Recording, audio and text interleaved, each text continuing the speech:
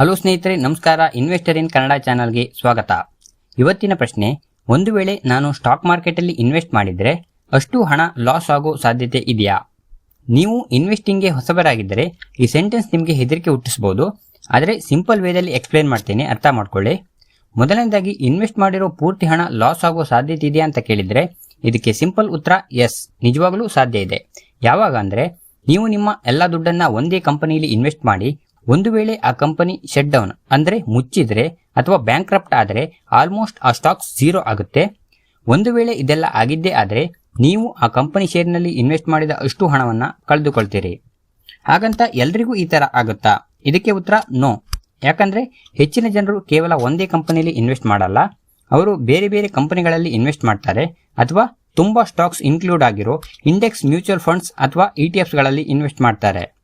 ಈ ಕಂಡೀಷನಲ್ಲಿ ನಿಮ್ಮ ಪೂರ್ತಿ ಹಣ ಲಾಸ್ ಆಗಬೇಕಂದ್ರೆ ಒಂದೇ ಟೈಮಲ್ಲಿ ಪ್ರತಿಯೊಂದು ದೊಡ್ಡ ಕಂಪನಿ ಶಟ್ ಡೌನ್ ಆದರೆ ಮಾತ್ರ.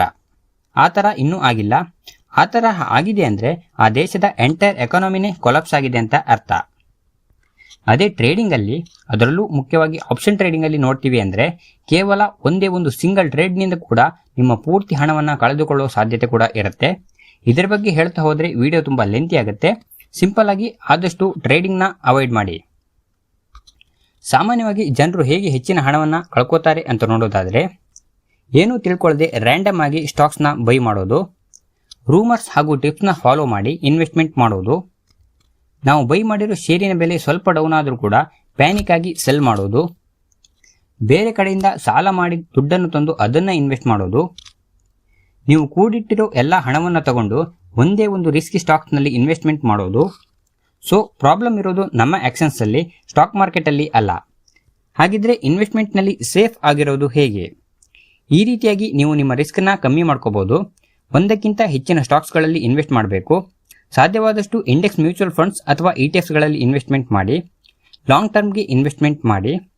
ಯಾವುದೇ ಸ್ಟಾಕ್ಸ್ನ ಬೈ ಮಾಡೋಕ್ಕೂ ಮುಂಚೆ ಅದರ ಬಗ್ಗೆ ತಿಳಿದುಕೊಂಡು ಆಮೇಲೆ ಇನ್ವೆಸ್ಟ್ಮೆಂಟ್ ಮಾಡಿ.